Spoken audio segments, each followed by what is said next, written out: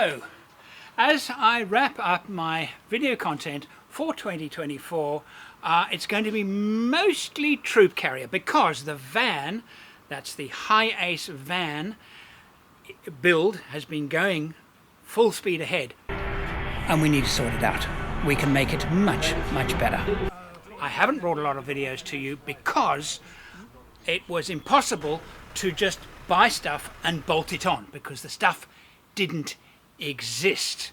So we have had to actually, with product partners, and we have developed some amazing products. That build is unique in the proper sense of the word, but I will be restarting the van content early in the new year. This, from now on until the end of this year, I'm going to start with the work I had to do on this troop carrier before my trip, and actually a little bit that I've done after the trip. In a week's time, I'm taking this on a short camping trip, and I'm going to share with you everything that I've learned about developing this Troopy. In many ways, this is the best troop carrier I've ever built. In some ways, it isn't. Part of that is my conclusions on whether the 2.8 is a nicer vehicle to live with than the V8. That in that video.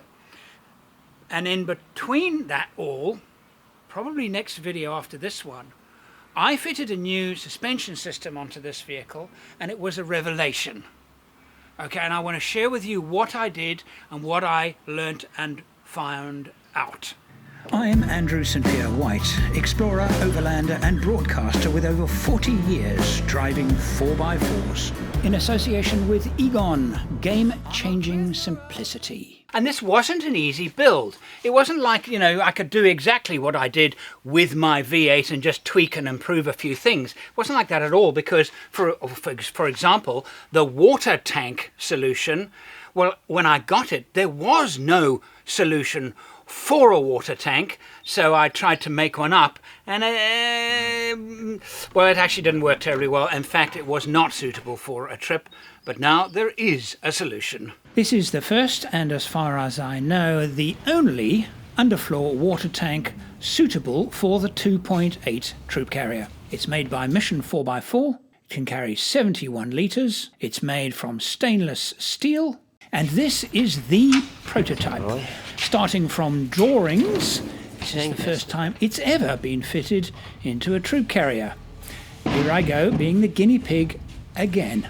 It does not require the removal of the exhaust, but only the axle end of the prop shaft needs to be dropped.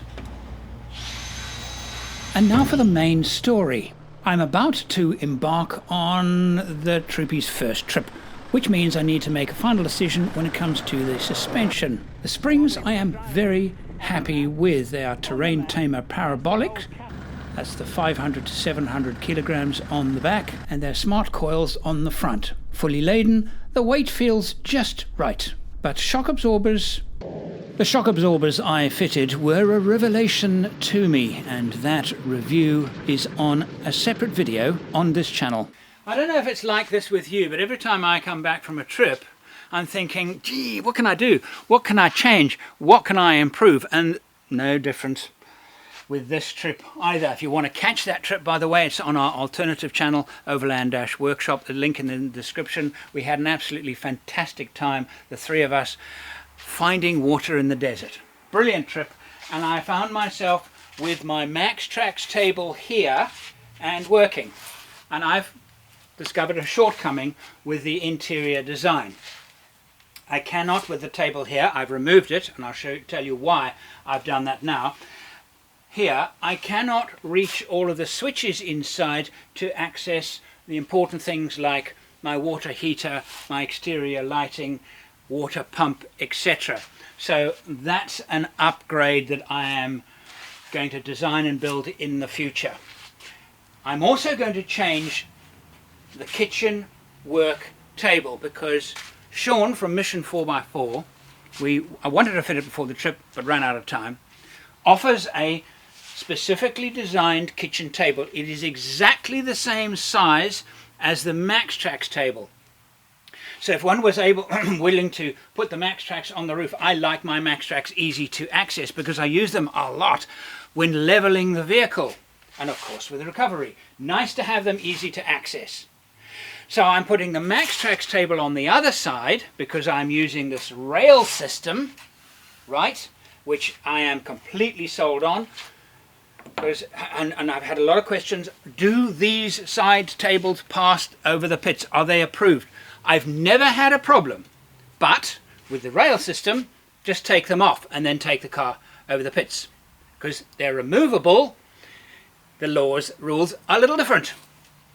I am now fitting Sean's kitchen table to this side of the vehicle. I first have made up some brackets because the distance between there and the distance between the rails is different. So I made up these brackets myself.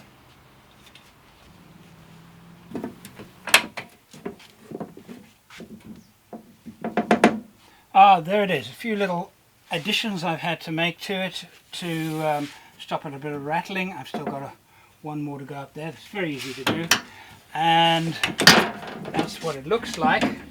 That there is for a drying rack for tea towels. I have a drawer in which I put my Osprey fire grids. Anything in here is going to get dirty from dust. Unavoidable. And here I've still got to get the basin.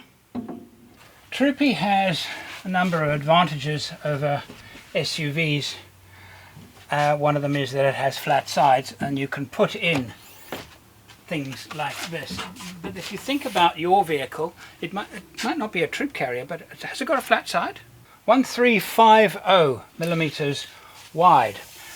Mission 4x4 also make a shorter one suitable for the 76. So go and measure your vehicle or your caravan, camper, trailer, whatever, and see if a flat area where you can fit these two, or even fit this directly, to your rig. I've used some close cell foam, cut a chamfer on the edge of it, and I have 1, 2, 3, 4 of them. You squeeze it, and it kind of, you can actually feel it squeezing against the foam, and then you do that. Close it, nice and tight.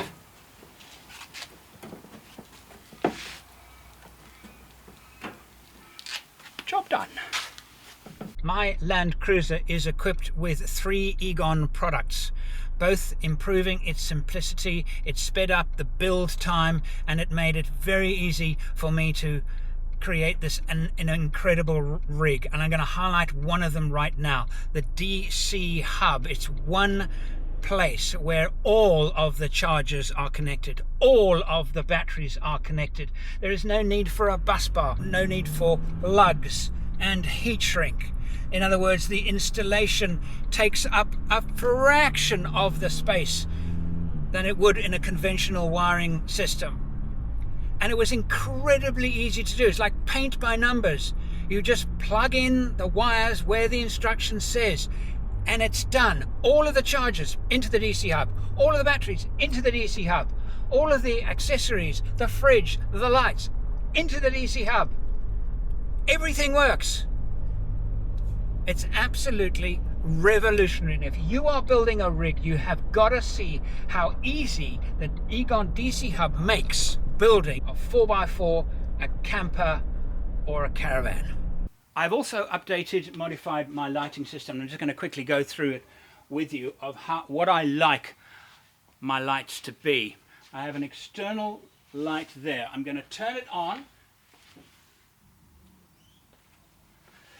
I can turn it on from there, or I can turn it on from my driver's seat, because then I can use it as a reversing light.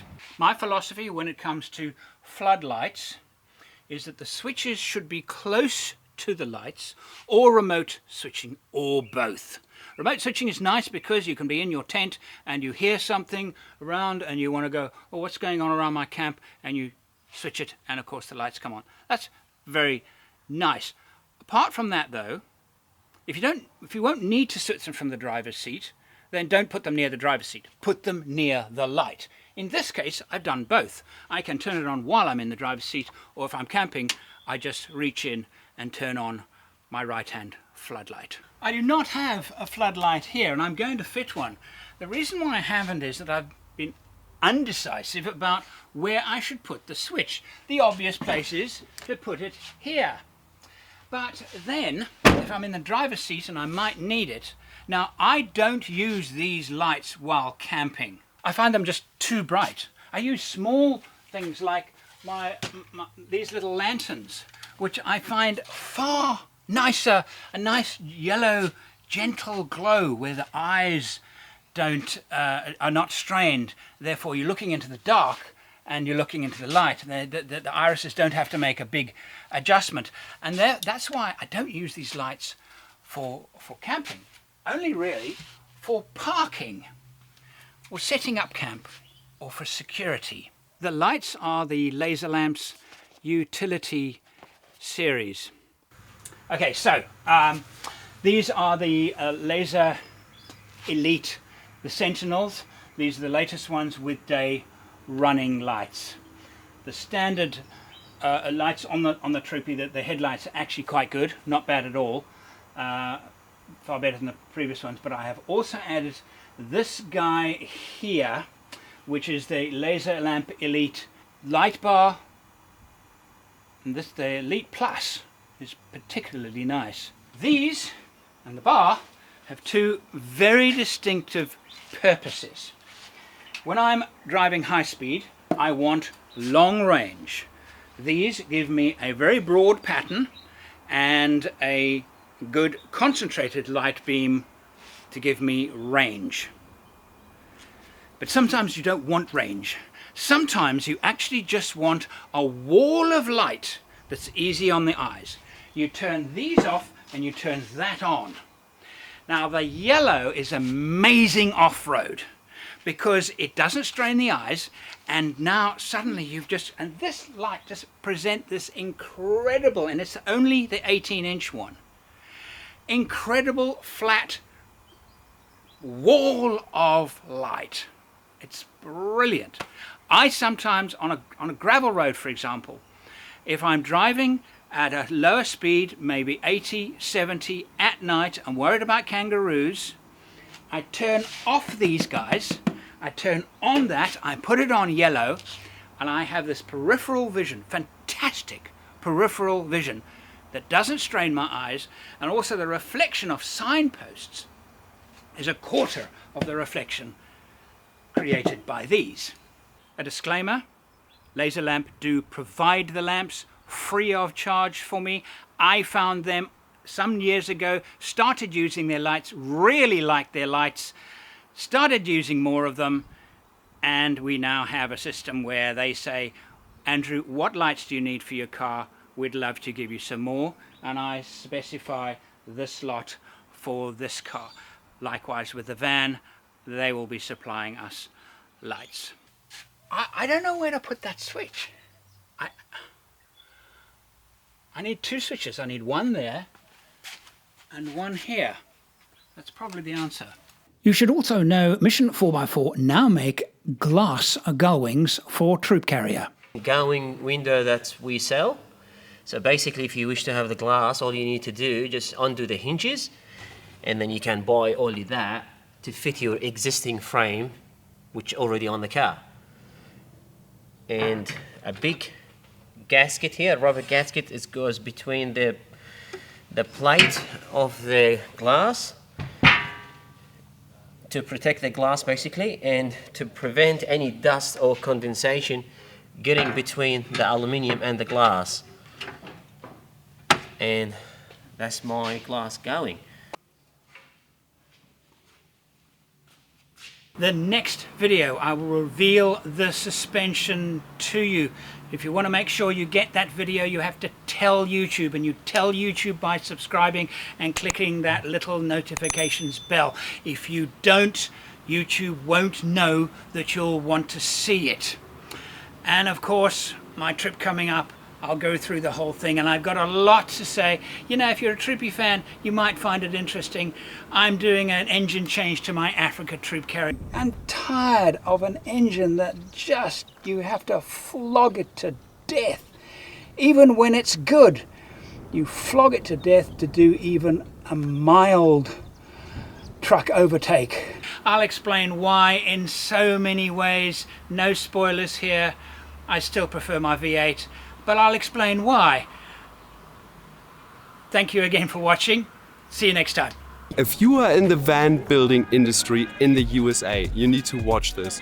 If you're struggling finding skilled staff to install your electrics for you, we have got the solutions. We put all the knowledge that we've gained over decades in the Australian outback with electrical installations, and we molded them into a product range that we call Egon. Introducing the Egon DC Hub. The purpose of the DC Hub is that it is one unit where all the wiring ends up.